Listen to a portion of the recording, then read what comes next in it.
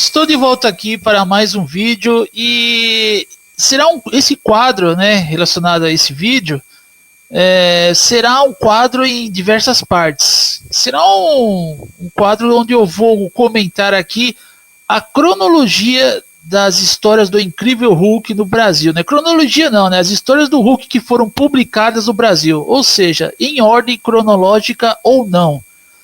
Porque por mais que a gente tenha a coleção do Incrível Hulk lá, ou até mesmo que é mais velho do que eu, né? No meu caso aqui, que pegou a época da Ebal, a época da RGE, da editora Block, ou seja, da editora Block, depois veio a Ebal, a editora Block, a RGE e por fim a editora Abril, e também temos umas outras editoras ali independentes que publicaram as histórias do Hulk lá nos Estados Unidos, que seria o Incredible Hulk Volume 1.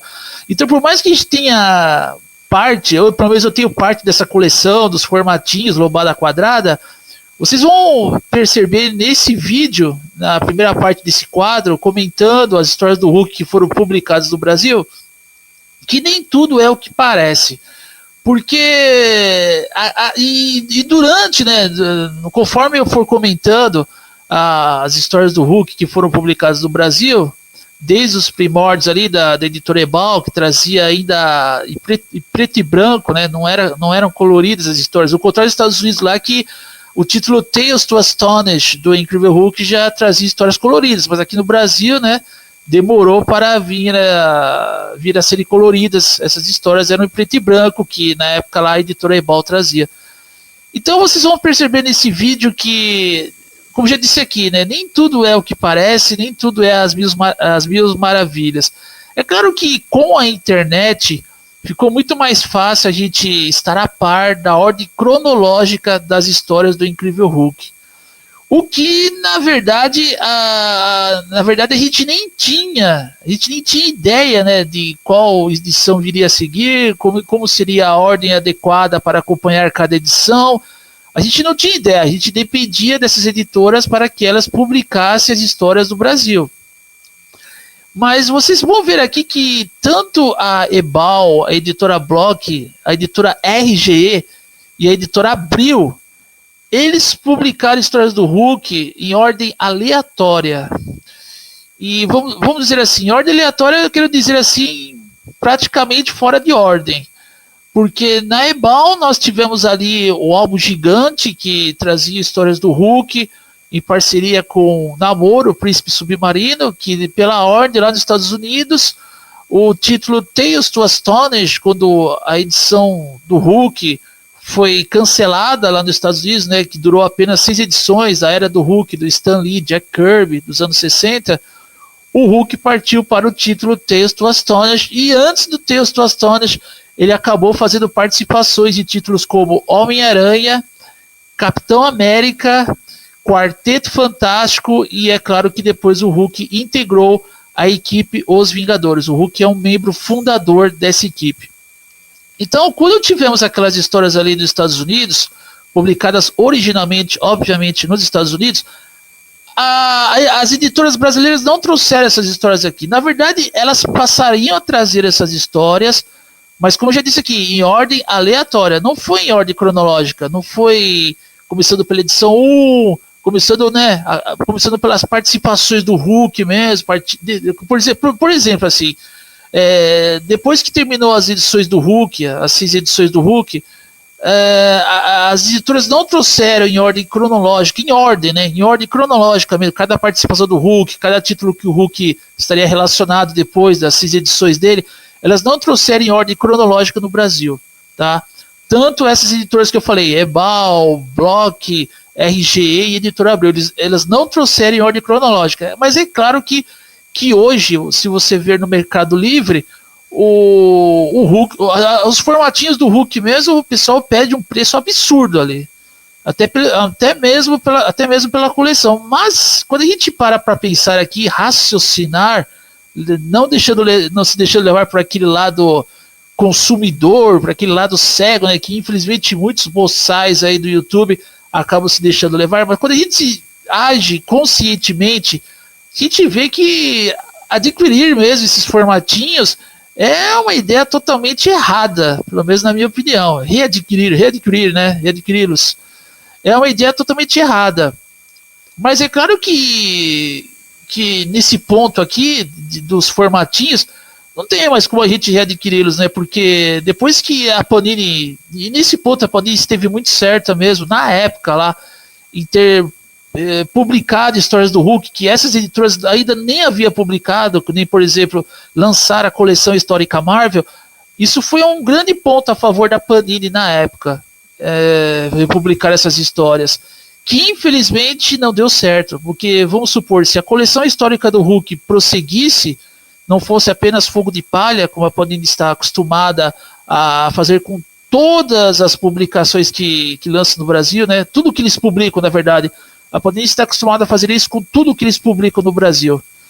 Se não fosse fogo de palha, nós teríamos aqui no Brasil histórias do Hulk que nem mesmo a editora, antes da Abril, que foi a RGE, não publicou aqui no Brasil.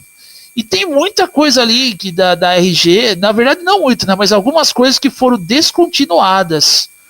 Tem vários arcos do Hulk que eu vou trazer aqui, mas a primeira parte desse quadro eu vou falar mais da editora Ebal.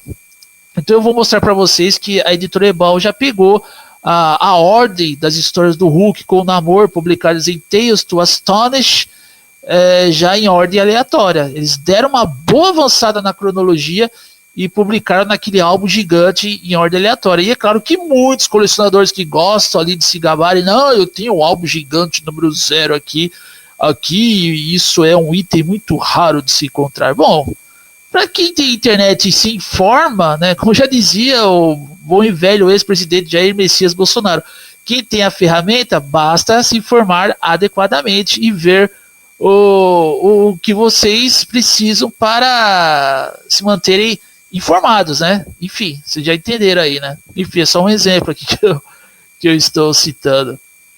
Mas é claro que também isso não tira o mérito, né, das editoras brasileiras aqui terem trazido pela primeira vez essas histórias, mas trouxeram em ordem aleatória.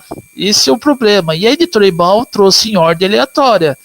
Embora que trouxe várias edições do Hulk, mas por exemplo, quando foi meio que chegando, né, já foi terminando a era Tales to Astonish do Hulk, né, que Tales to Astonish chegou até a edição 101. Aí depois, na edição 102, o título Tales to Astonish virou The Incredible Hulk. Incredible Hulk, volume 1. Volume 1, pela ordem cronológica que consta ali na Wikipedia da Marvel. O volume 1 do Incredible Hulk, né? O texto Astonish se tornou Incredible Hulk pela popularidade que o Hulk conquistou na época lá como personagem, como mais um dos personagens criados por Stan Lee, né? Então, e a popularidade do Hulk rendeu o título só para ele, que foi Incredible Hulk, que começou a partir da edição 102, que na verdade teria que ser um título chamado Texto Astonish, mas o Texto Astonish trocou para Incredible Hulk. Então, né, a editora Ebal, de fato, publicou algumas histórias do volume do Incrível Hulk, tá? Eu tô puxando pela memória aqui, eu não tô nem vendo no site Guia dos Quadrinhos, mas eu tô puxando pelo conhecimento que eu adquiri na época ali, fuçando as informações no Google e tudo mais. Eu fucei tudo do fundo do baú ali, até mesmo eu tentei procurar edições do Hulk que eu nem ao menos me lembrava, eu acabei encontrando ali a numeração e até mesmo a ordem cronológica. Então a editora Ebal realmente publicou algumas histórias do volume 1 de The Incredible Hulk, e aí depois chegou a vez da editora Block. Só que a editora Block, ela começou a republicar histórias que a editora Ebal já havia publicado. Só que na editora Block nós já tivemos o Hulk em histórias coloridas. Na editora Ebal já não eram aquelas edições coloridas, pelo que me consta. Eu acho que eram edições em preto e branco ainda. E a editora Block já trazia essas histórias coloridas pela primeira vez no Brasil. Aí a editora Block não durou muito, durou apenas algumas edições, e depois partimos para a editora RGE, né, Rio Gráfica Editora.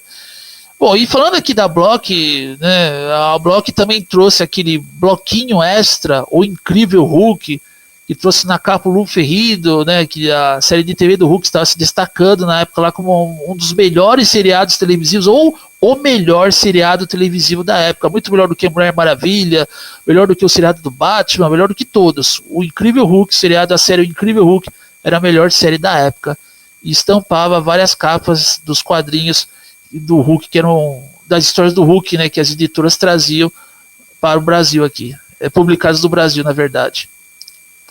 Enfim, né, aí depois da Block, a Block tentou também, né, seguir com a cronologia do Hulk, mas a Block durou pouco tempo, a editora Block durou pouco tempo, e depois veio a RG, que eu vou deixar depois para comentar mais especificamente na segunda parte desse quadro, das histórias do Hulk publicadas no Brasil. E a RG cometeu deu algumas bolas fora ali que foram absurdamente surreais, mas tem o lado bom também. Trouxe histórias do Hulk que nem mesmo a editora Panini trouxe para o Brasil.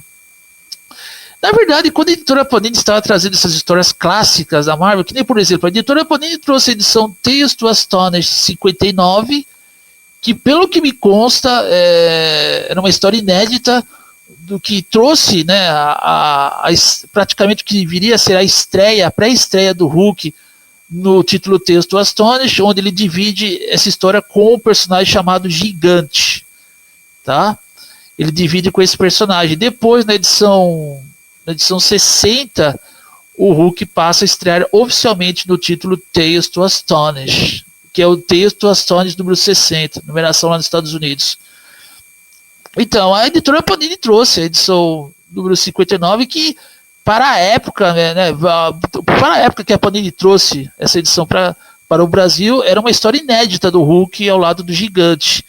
E essa edição está incluída num dos volumes da coleção histórica Marvel, se não me engano, relacionada aos Vingadores. Agora eu não me lembro bem, eu tenho ela aqui, eu não me lembro bem, mas acho que está relacionada aos Vingadores, ou um dos membros, integrantes dos Vingadores ali, que permaneceu depois do Hulk.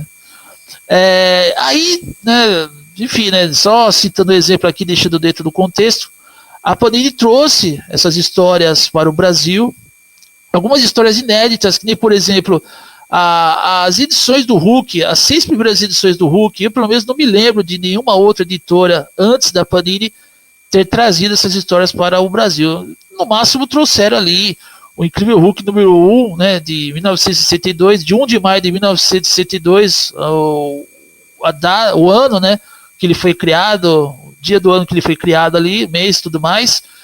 Só que essas histórias foram publicadas, como eu disse aqui, de forma aleatória, não foram em ordem. E aí, quando a editora Panini trouxe na Biblioteca Histórica Marvel as 6 primeiras edições do Hulk, foi realmente um ponto a favor da Panini. Bom, o vídeo já se estendeu demais, e essa é a primeira parte das histórias do Hulk publicadas no Brasil. E aguardem que a segunda parte eu vou comentar sobre a RGE e seus pontos,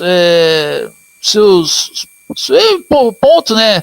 O ponto a favor da RGE e o ponto contra, que algumas mancadas que a RGE cometeu, e depois eu parto para a editora Abril. Eu sou o Temper 60 e você está no canal Temper 60.